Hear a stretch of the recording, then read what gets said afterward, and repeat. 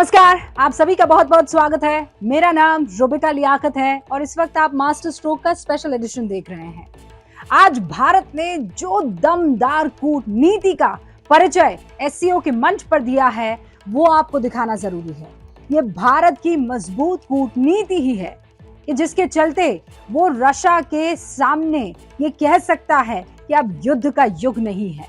आज जब रूस के प्रेसिडेंट व्लादिमीर पुतिन के सामने प्रधानमंत्री नरेंद्र मोदी थे और जब दोनों में बातचीत हो रही थी, जब उन दोनों की वार्ता कैमरे में कैद हो रही थी, तब प्रधानमंत्री नरेंद्र मोदी अहिंसा का सबक सिखा रहे थे, पाठ पढ़ा रहे थे, ज्ञान दे रहे थे व्लादिमीर पुतिन को। वो ये कहने से नहीं चूके और बताने से नहीं चूके कि युद्ध से कुछ हासिल नहीं होगा, और सिर्फ उन दो देशों को नहीं जो युद्ध में मौजूद हैं या युद्ध कर रहे हैं, बल्कि उनसे जुड़े तमाम देशों को इसका खामियाजा भुगतना पड़ेगा। और यही वजह है कि आज एससीओ के मंच पर प्रधानमंत्री नरेंद्र मोदी ने दो बहुत महत्वपूर्ण विषयों को उठाया। पहला तो यूक्रेन और रशिया के उस युद्ध की वजह से खड़े हुए इन सवालों पर चर्चा की, और कोविड की वजह से जो संकट बढ़ा है दुनिया में उसकी चर्चा की। मसलन उन्होंने जो सप्लाई चेन बाधित हुई है पूरी दुनिया की, उस पर बात की, वो प्रश्न उठाया। उन्होंने जो खाद्यान्न सामग्री को लेकर हलचल पूरी दुनिया में मच गई है, जो कमी इस चेन के टूटने की वजह से पैदा हुई है, उसका जिक्र किया। उन्होंने तेल के बढ़ते हुए दामों का जिक्र किया, और एससीओ के मंच पर मौजूद हर एक देश ने इस बात पर हामी भरी है। और प्रधानमंत्री नरेंद्र मोदी सिर्फ व्लादिमीर पुतिन के सामने ही नहीं, उन्होंने चीन और पाकिस्तान को भी ये बता दिया कि दोस्ती तो हम करेंगे, लेकिन तभी जब तुम सरहद में रहना सीखोगे। तो आज वो जो कूटनीति का दम हिंदुस्तान का दिखा है एससीओ के मंच पर, दिखाते हैं आपको।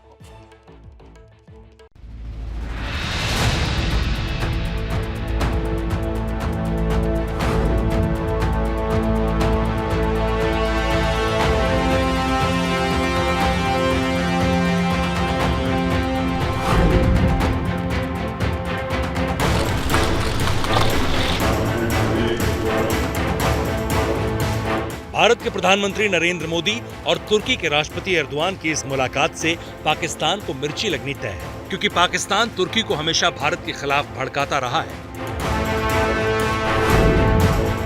इसी तरह से जब एक ही मंच पर शी जिनपिंग और व्लादिमीर पुतिन मिलेंगे तो अमेरिका का भी सिरदर्द बढ़ना तय है। उज्बेकिस्तान के समरकंद में कूटनीति का वो समर चल रहा है जिस पर पूरी दुनिया की निगाहें टिकी हुई हैं, क्योंकि इस समर में दुनिया की तीन महाशक्तियां चीन, रूस और भारत एक साथ हैं। इस पूरी बैठक में दुनिया के इन्हीं तीन बड़े नेताओं का जलवा था। एससीओ समिट के लिए जब रूस के राष्ट्रपति व्लादिमीर पुतिन पहुंचे तो उन्हें रिसीव करने के लिए उज्बेकिस्तान के राष्ट्रपति पहले से मौजूद थे। इसी तरह भारतीय प्रधानमंत्री नरेंद्र मोदी इस समिट में हिस्सा लेने के लिए पहुंचे तो उज्बेकिस्तान के राष्ट्रपति ने उन्हें रिसीव किया। पूरे 21 सेकंड तक दोनों नेताओं ने हाथ मिलाया।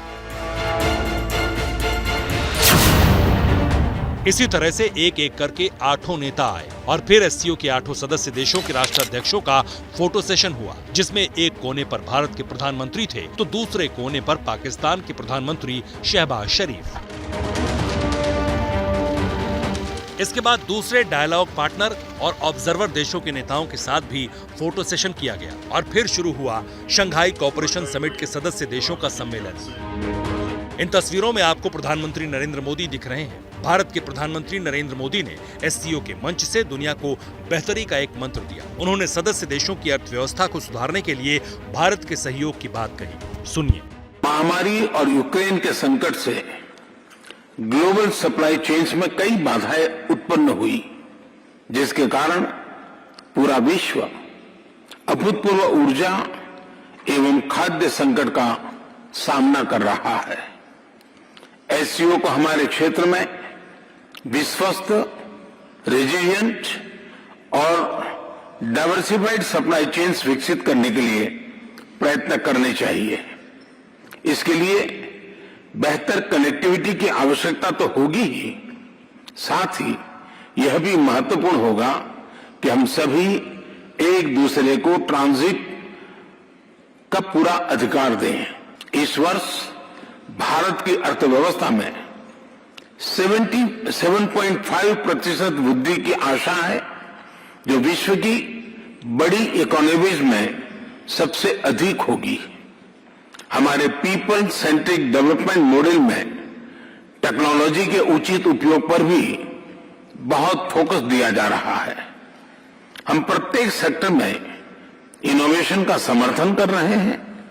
आज भारत में 70,000 से अधिक स्टार्टअप्स हैं, जिनमें से 100 से अधिक यूनिकॉर्न है। हमारे ये अनुभव कई अन्य एससीओ सदस्यों के भी काम आ सकता है। इसी उद्देश्य से हम एक नए special working group on startups and innovation की स्थापना करके एससीओ के सदस्य देशों के साथ अपना अनुभव साझा करने के लिए तैयार है। रूस के राष्ट्रपति व्लादिमीर पुतिन ने इस समरकंद में इस बात का जिक्र किया कि अंतर्राष्ट्रीय समस्याओं के समाधान के लिए एससीओ का इस्तेमाल करना चाहिए। वहीं चीन के राष्ट्रपति शी जिनपिंग ने दुनिया के अलग अलग हिस्सों में अशांति और संघर्ष का जिक्र किया। विडंबना ये है कि जिस चीन और रूस के कारण अलग अलग हिस्सों में अशांति और संघर्ष है, वही यहाँ पर बड़ी बड़ी बातें कर रहे थे। इसके बाद आई वो तस्वीर जिसका पूरी दुनिया इंतजार कर रही थी, भारत के प्रधानमंत्री नरेंद्र मोदी और रूस के राष्ट्रपति व्लादिमीर पुतिन की मुलाकात। इस मुलाकात से पहले ही पुतिन ने प्रधानमंत्री मोदी के जन्मदिन का भी जिक्र किया। I also know that tomorrow, my dear friend, you are about to celebrate your birthday. As per the Russian tradition, we never offer congratulations in advance, so I cannot do that right now. But I would like you to know that we know about that and we wish you all the best. रूस पर अमेरिकी प्रतिबंधों के बावजूद भारत तेल और fertiliser आयात कर रहा है और रूस के साथ इनका आयात बहुत ज्यादा बढ़ चुका है। इसलिए रूस के राष्ट्रपति ने भारत का शुक्रिया भी किया। Thanks to the supplies, as per your request, additional supplies of Russian fertilizers to the Indian market. The supplies of Russian fertilizers have grown more than 8-fold. So it's not just several percents, it's more than 8-fold. I am hopeful that this is going to be a huge help to the agricultural sector of India. They will be able to provide with food all the population of the country. प्रधानमंत्री नरेंद्र मोदी की जब बात रखने की बारी आई तो उन्होंने युद्ध के समय हजारों भारतीय छात्रों को यूक्रेन से सुरक्षित जाने देने के लिए रूस का शुक्रिया किया। दुनिया के सामने जो सबसे बड़ी चिंता है, और खास करके डेवलपिंग कंट्रीज को फूड सिक्योरिटी के, फ्यूल सिक्योरिटी की, फर्टिलाइजर की, ऐसी जो समस्याएं हैं, हमें जरूर उनके रास्ते निकालने होंगे और आपने भी उसमें पहल करनी होगी। उन विषयों पर भी आज चर्चा करने का मौका मिलेगा। एक्सेलेंसी, मैं आपका और यूक्रेन दोनों का इस बात के लिए आभार व्यक्त करना भी चाहूंगा, क्योंकि जब शुरू के दिनों में इस संकट के काल में हमारे हजारों स्टूडेंट्स यूक्रेन में फंसे हुए थे, आपकी और यूक्रेन की मदद से हमारे स्टूडेंट को हम सुरक्षित रूप से बाहर निकाल पाए, उनके घर तक हम पहुंचा पाए, और इसके लिए मैं आप दोनों देशों का आभारी हूं। इसके बाद प्रधानमंत्री मोदी ने रूस को युद्ध रोकने का भी मंत्र दिया। पुतिन के सामने बैठकर दुनिया भर के कैमरों के सामने मोदी ने ये कह दिया कि ये युग युद्ध का नहीं, बातचीत का है। मैं जानता हूं कि आज का युग युद्ध का है नहीं, कि डेमोक्रेसी और डिप्लोमेसी और डायलॉग, ये सारी बातें ऐसी हैं कि जो दुनिया को एक स्पर्श करती हैं। आने वाले दिनों में शांति के रास्ते पर हम कैसे बढ़ सके, उसके विषय में जरूर आज हमें चर्चा करने का मौका मिलेगा। आपका व्यू पॉइंट समझने का मुझे भी एक अवसर मिलेगा। असल में भारत ने दुनिया को दिखा दिया है कि वो बड़े बड़े विवाद भी सुलझा सकता है। भारत का दोस्त रूस भी है और अमेरिका भी है। दो धड़ों में बसी हुई इस दुनिया में अगर कोई बैलेंसिंग का सही काम कर सकता है तो वो भारत के प्रधानमंत्री नरेंद्र मोदी हैं। रूस को भारत की ज़रूरत इसलिए है क्योंकि उसे भारत के बाजार चाहिए और साथ ही जो अमेरिकी प्रतिबंध लगे हैं उसके आईने में ये भी साबित करना है कि रूस अलग थलग नहीं पड़ा है। इस पूरी कूटनीतिक रस्साकशी में एक महत्वपूर्ण किरदार है ये यानी चीन के राष्ट्रपति शी जिनपिंग, जिन्होंने उज्बेकिस्तान में बहुत सी द्विपक्षीय वार्ताएं की, ईरान के राष्ट्रपति इब्राहिम रईसी से भी मिले, पाकिस्तान के प्रधानमंत्री शहबाज शरीफ से भी मिले। लेकिन भारत ने भी चीन को ये दिखा दिया कि वो तब तक बातचीत नहीं करेगा जब तक सरहद पर हालात सामान्य नहीं होते। भारत चीन का धोखा देख चुका है कि कैसे 2019 में ममल्लापुरम में मुलाकात के बाद चीन ने लद्दाख में पीठ में खंजर घोंप दिया, जिसके बाद गलवान की घटना हुई जहां भारत के 20 जवानों की शहादत हुई। इसलिए इस बार प्रधानमंत्री मोदी जिनपिंग से नहीं मिले। भारत ने चीन को साफ संदेश दे दिया है कि अगर संबंध सुधारने हैं तो पहले सरहद सुधारो। जब तक लद्दाख में मामला सुलझता नहीं है, जब तक चीन की सेनाएं पीछे नहीं हटती हैं, तब तक तस्वीरों में दोस्ती दिखाने का कोई मतलब नहीं है। शायद ये बात चीन को तुरंत समझ में आ गई और इसीलिए उसने अगले साल समिट के लिए भारत की अध्यक्षता का समर्थन कर दिया। पाकिस्तान से तो भारत की मुलाकात की कोई बात थी भी नहीं और हुई भी नहीं, क्योंकि पाकिस्तान भारत के लिए फिलहाल कोई मायने नहीं रखता। लेकिन इन तस्वीरों को देखकर पाकिस्तान जरूर परेशान होगा। तुर्की को भी दुनिया की ताकत बनने का भूत सवार है, इसलिए वो नाटो का सदस्य भी है और एससीओ में भी डायलॉग पार्टनर। वो यूक्रेन को हथियार भी दे रहा है तो रूस के साथ भी दिख रहा है। वो पाकिस्तान को ड्रोन दे रहा है तो भारत के साथ भी नजर आ रहा है। यही डिप्लोमेसी का खेल है। तो भारत ने आज एससीओ के मंच से क्या संदेश दिया और कितना तगड़ा संदेश दिया, ये आपने देख लिया। लेकिन अब आपको ये भी समझना होगा कि एससीओ में इस बार क्या खास हुआ जिसने अमेरिका के प्रेसिडेंट के ऑफिस में हलचल मचा दी है। दरअसल 8 एससीओ के स्थायी सदस्य, परमानेंट मेंबर, और आज एक और डील हो गई, ईरान की तरफ से हस्ताक्षर हो गए हैं, यानी वो भी अब परमानेंट सदस्य, स्थायी सदस्य हो गया है। अब इसके माने आप समझते हैं क्या हुए? इसके माने ये हुए कि 3 वो देश जो अमेरिका के विरोध में हैं, जो हम अमेरिका को हमेशा आंख से आंख मिलाकर बात करने की कोशिश करते हैं, वो अब एक साथ एक मंच पर आ गए। पहला तो रशिया, दूसरा चीन और अब तीसरा ईरान। अब इससे ये हुआ कि अमेरिका का जो एशिया वाली नीति है अमेरिका की और उसका जो प्रभुत्व है, ये तीनों मुल्क मिलकर उसे चैलेंज करेंगे और अमेरिका को ये बात पसंद नहीं आ रही है। हिंदुस्तान, ये जो इस बीच तनातनी इन सारे देशों की चल रही है, वो अपना हित देखेगा, क्योंकि यहाँ ईगो बैटल हो रहा है और हिंदुस्तान को अपने देश का हित देखना है। और इसीलिए ईरान के एससीओ में शामिल हो जाने की वजह से हिंदुस्तान को क्या फायदा पहुंचा है। और एससीओ वो मंच है जहां हिंदुस्तान दोस्त है, सहयोगी है अमेरिका का, विरोधी है चीन का, लेकिन बावजूद उसके एससीओ में मौजूद है।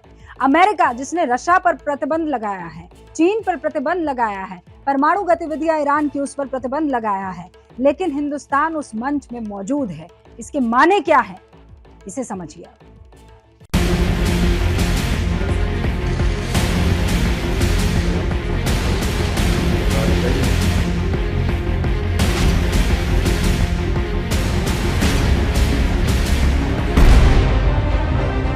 ईरान ने एससीओ के बड़े नेताओं के साथ हाथ मिलाया, साथ ही एक समझौते पर हस्ताक्षर करके अमेरिका विरोध का नया और पहले से ज्यादा आक्रामक अध्याय शुरू कर दिया।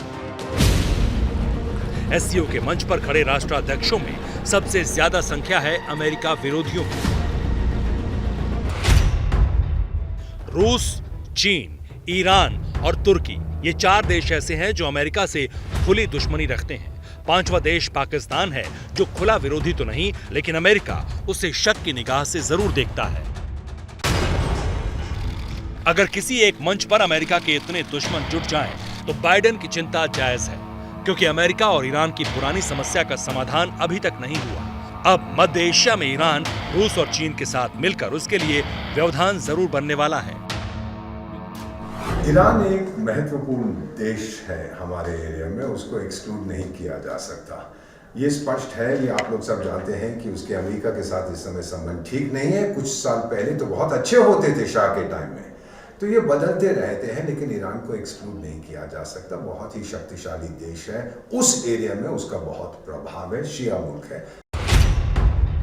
यूक्रेन पर युद्ध थोपने के बाद अमेरिका ने रूस पर कड़े आर्थिक प्रतिबंध लगा रखे हैं।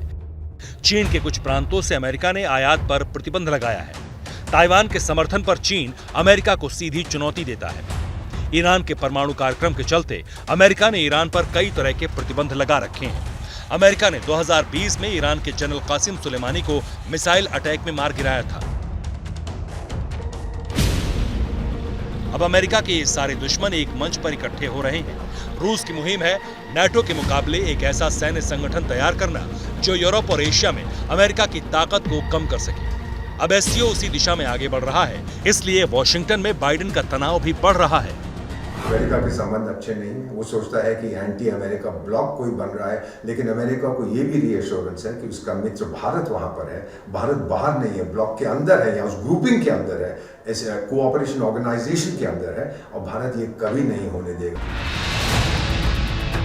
एससीओ का मंच अमेरिका विरोधी माना जाता है, लेकिन इस मंच पर अमेरिका का भरोसेमंद एक ही देश है, भारत। ये भारत की कूटनीति की सफलता है कि एससीओ के मंच पर प्रधानमंत्री नरेंद्र मोदी ने देश हित का मिशन पूरा किया और अमेरिका के साथ कूटनीतिक रिश्ता भी संभाले रखा। शुक्रवार को प्रधानमंत्री नरेंद्र मोदी ने रूस के राष्ट्रपति पुतिन और ईरान के राष्ट्रपति इब्राहिम रईसी के साथ बैठक की। जून 2021 में राष्ट्रपति चुने गए रईसी के साथ मोदी की ये पहली मीटिंग है। पहली ही बैठक बहुत अहम है। दरअसल भारत 2018-19 से ईरान से तेल आयात नहीं कर रहा है। अमेरिकी प्रतिबंधों के चलते भारत ईरान से तेल नहीं ले रहा।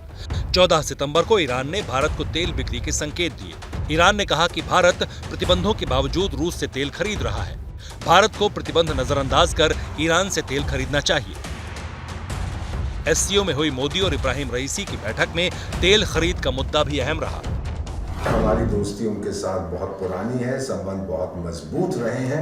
ये हो सकता है कि बीच में कुछ ना कुछ कभी कभी कहते हैं शैडो आ जाती है, लेकिन बाय एंड लार्ज उसकी नींव है वो बहुत तगड़ी है। और अगर अमेरिका की समस्या है ईरान के साथ किसी कारणवश, तो हमारी समस्या नहीं है, वो उनके लिए है, उनको निपटना है उसके साथ।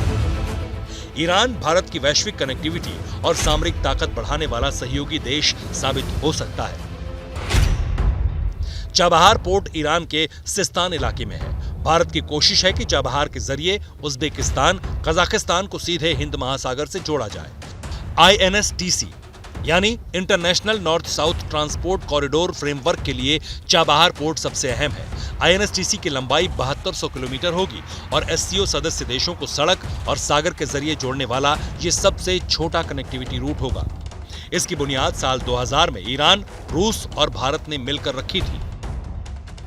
उज्बेकिस्तान के साथ भारत के बहुत पुराने संबंध हैं। जब वो सोवियत संघ का हिस्सा होते थे, वो पांचों स्थान, Uzbekistan, Kazakhstan, Tajikistan, Kyrgyzstan etcetera, Turkmenistan, तब भी हमारे संबंध बहुत तगड़े थे उनके साथ। जब वो लोग आज़ाद हुए सोवियत संघ के टूटने के बाद, भारत सबसे पहले देशों में से था जिन्होंने डिप्लोमेटिक रिलेशंस उनके साथ स्थापित किए।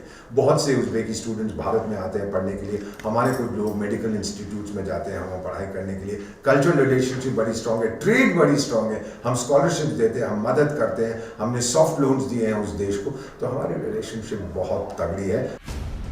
इस प्रोजेक्ट के लिए ईरान, उज्बेकिस्तान और कजाकिस्तान जैसे देशों की अहमियत सबसे ज्यादा है। यही वजह है कि भारत ने एक हाथ से अमेरिका की दोस्ती संभाली और दूसरे हाथ से एससीओ के मंच पर भारत का हित। तो मिशन एससीओ पूरा करके प्रधानमंत्री नरेंद्र मोदी वतन लौटेंगे और यहाँ उन बेहद ही खास 8 नागरिकों का स्वागत करेंगे जिसका इंतजार बेसब्री से हिंदुस्तान पिछले 70 सालों से कर रहा था।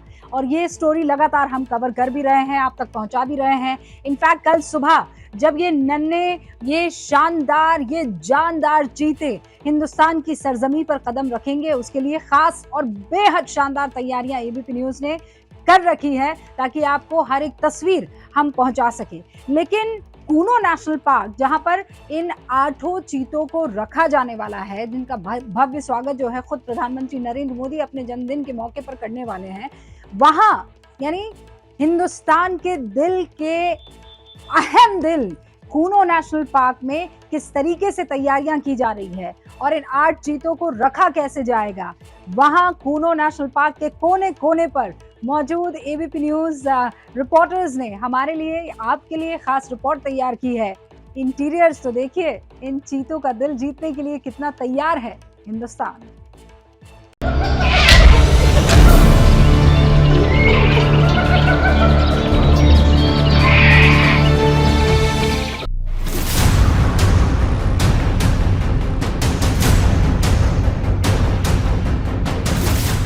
प्रजाति देश से विलुप्त हो चुकी उसको भारत के जंगल में लाना है।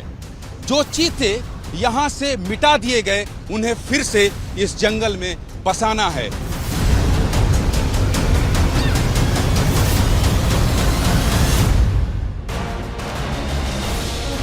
बारहसिंघा है यहाँ पर और हम इन्हें डिस्टर्ब बिल्कुल नहीं करना चाहेंगे कि देखिए कैसे खूबसूरत बारहसिंघा है कूनो नेशनल पार्क में और अब ये यहाँ से जा रहे हैं। दिखाइए होमेंद्र, दिखाइए जरा कैसे झुंड में भाग रहे हैं। ये पूरा डेंस फॉरेस्ट है, ये एकदम घना जंगल है।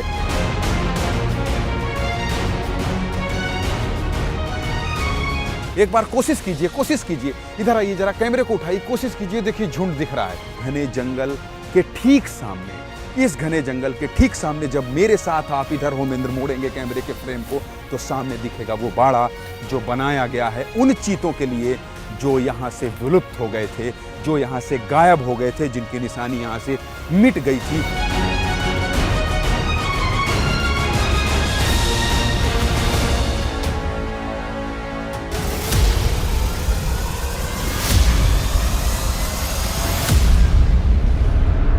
हिंदुस्तान से 8000 किलोमीटर दूर नामीबिया के जंगल के ये चीते बस कुछ ही घंटे बाद भारत में कदम रखने वाले हैं।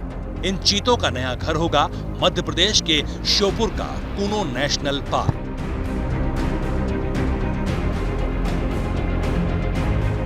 जो प्रजाति देश से विलुप्त हो चुकी उसको भारत के जंगल में लाना है।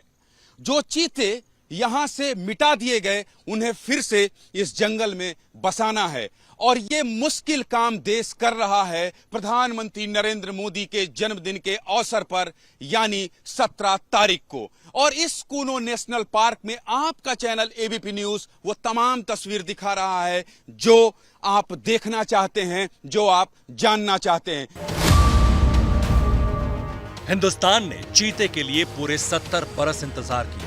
इतने लंबे इंतजार के बाद मिले चीतों को बसाने के लिए बेहद खास इंतजाम किए गए हैं। इन चीतों के नए घर का जायजा लिया कूनो नेशनल पार्क में पहुंची एबीपी न्यूज की टीम ने।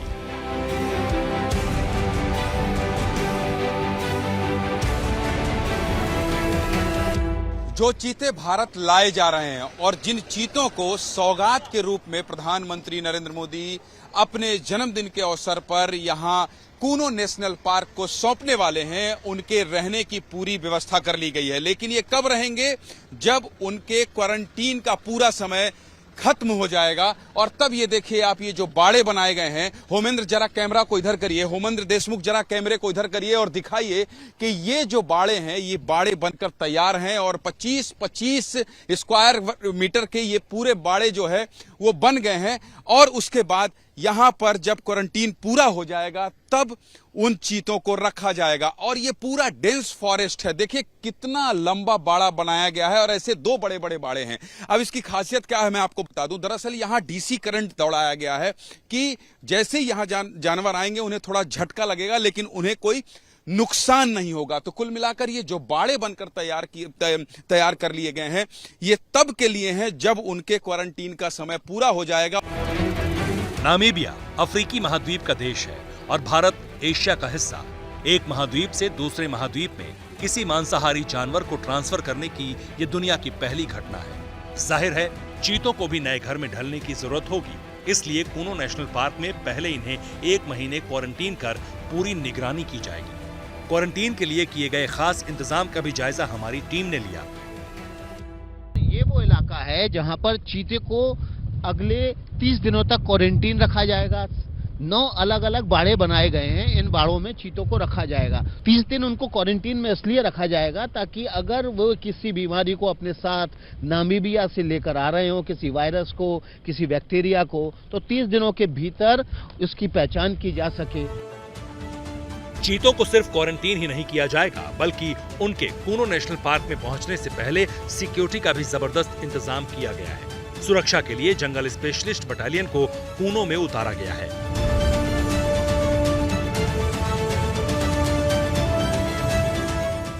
यहां वो जवान उतार दिए गए हैं जो जवान केवल जंगलों में विशेषज्ञता प्राप्त हैं और ये कहिए कि जंगल में ऑपरेशन चलाने के लिए माहिर हैं। और इन जवानों की तैनाती अभी से शुरू कर दी गई है और ये सभी लोग बढ़ गए हैं कूनो राष्ट्रीय उद्यान की तरफ, क्योंकि इनकी मास्टरी है जंगल में लड़ाई लड़ने की। आप लोग किस काम के लिए जाने जाते हैं और कहां जा रहे हैं अभी? हम लोग स्पेशली जंगल ऑपरेशन नक्सल विरोधी अभियान के लिए जाने जाते हैं। अभी क्या आदेश है आप लोगों को? अभी हम लोगों को वहाँ पर एसपीजी से जाके मिलना है और उनके बताए निर्देशानुसार जो एरिया वो बताएंगे उसकी कॉम्बिंग ऑपरेशन करना है।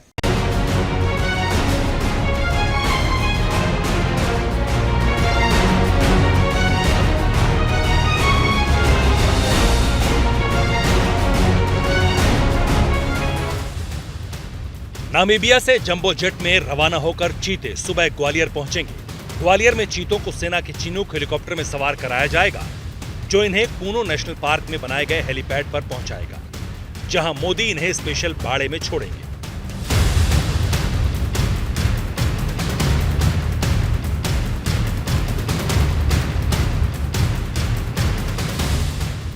ये वो इलाका है जहां पर प्रधानमंत्री चीते को रिलीज करेंगे। 8 चीते जो लाए जा रहे हैं नामीबिया से, वो जो चीते हैं वो खास तौर पर चिनूक हेलीकॉप्टर के जरिए इस हेलीपैड पर उतारे जाएंगे। उसके बाद उनको यहां से ट्रांसपोर्ट किया जाएगा इस तरफ जहां इनक्लोजर बनाया गया है और इस इनक्लोजर से प्रधानमंत्री नरेंद्र मोदी इन चीतों को रिलीज करेंगे। प्लेन में इन चीतों को एक स्पेशल बॉक्स में रखा जाएगा। ये बॉक्स भी बेहद खास है और इसे इस ढंग से बनाया गया है कि चीते को रास्ते में किसी भी तरह की तकलीफ ना हो। इसके अंतर्राष्ट्रीय मानक हैं कि जब लाइव एनिमल का एक ट्रांसपोर्टेशन एयर से होता है तो उसके मानक के हिसाब से ये क्रेट बनाए गए हैं और वो क्रेट की लंबाई लगभग 112 सेंटीमीटर, उसकी लंबाई 112 centimetre by 114 centimetre by 84 centimetre, ये उसकी साइज होगी। चीतों को भारत लाने का प्रोजेक्ट जब तैयार हुआ तो देश के 8 जंगल शॉर्टलिस्ट किए गए, लेकिन एक्सपर्ट्स ने आखिर में कूनो को ही सबसे बेहतर पाया। उनकी हैबिटेट चीता के लिए बहुत सुटेबल है। वहाँ पे माउंटेनियस छोटे छोटे पहाड़ों और ग्रासलैंड का बड़ा विस्तार है और जब हम क्लाइमेटिक फैक्टर्स की तुलना करते हैं नामीबिया से और साउथ अफ्रीका से, temperature, rainfall, vegetation, habitat, prey की क्वालिटी, उन सब हिसाब से कूनो का नेशनल पार्क ये सबसे उचित पाया गया। कूनो में चीतों की सेफ्टी और सिक्योरिटी के साथ साथ उनके शिकार का भी जबरदस्त इंतजाम है। चीतों के स्वागत की तैयारियों का जायजा लेने कूनो पहुंची एबीपी न्यूज की टीम को वो जानवर भी नजर आए जिनका शिकार चीते करते हैं। देखिए कैसे खूबसूरत बारहसिंगा है कूनो नेशनल पार्क में और अब ये यहाँ से जा रहे हैं। दिखाइए होमेंद्र, दिखाइए जरा कैसे झुंड में भाग रहे हैं। और ये पूरा डेंस फॉरेस्ट है, ये एकदम घना जंगल है और घने जंगल की ओर जब आप बढ़ेंगे तो आप देखिए कि यहीं पर ये देखिए झुंड दिख रहा है, अभी भी दिख रहा है। कैमरे को अगर आप जूम कर सके, दिख रहा है क्या? दिख रहा है। वो देखिए वहां पर एकदम पूरे हिरन, बारहसिंगा के जो झुंड है ये यहीं विचरण कर रहा है, ये यहीं घूम रहा है इस घने जंगल के ठीक सामने। जब मेरे साथ आप इधर होमेंद्र मोड़ेंगे कैमरे के फ्रेम को तो सामने दिखेगा वो बाड़ा जो बनाया गया है उन चीतों के लिए जो यहां से विलुप्त हो गए थे।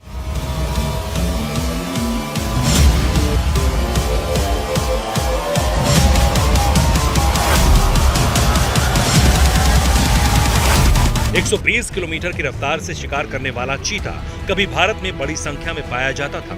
1948 के बाद ये विलुप्त हो गया। अब 70 साल बाद पीएम मोदी के हाथों एक बार फिर चीता देश का नागरिक बनने जा रहा है।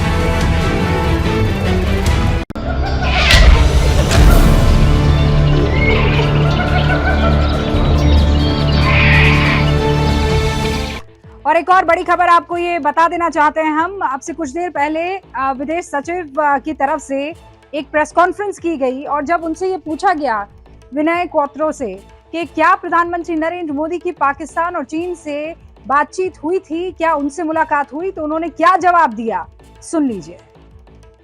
से भारत की मौजूदगी में पाकिस्तान ने कहा कि वो खुद आतंकवाद का शिकार है और उस पर प्रतिबंध हटने चाहिए। भारत का क्या मानना है और दोनों देशों के बीच मुलाकात की क्या कोई संभावना थी या क्यों नहीं बैठक हो सकी, और खासतौर से चीन के साथ? All the meetings that were scheduled for which the requests came to us were factored in, and all the meetings took place as per the schedule. So whatever I've not briefed you is obviously the meeting which didn't take place. I don't think there is anything more to read into that than what the fact is. जैसे ही घड़ी का काटा दोपहर 2:30 पे आए, बबीता जी का दिल सास बहू साजिश के लिए मचल जाए। और ये है इनकी बहू, पूरे दिन ऑफिस की टेंशन हो जाए गॉन जब ये करें अपना फेवरेट शो फ्री टाइम पे ऑन।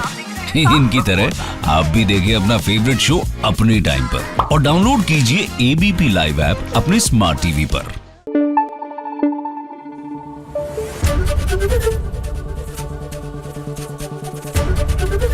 एबीपी न्यूज आपको रखे आगे।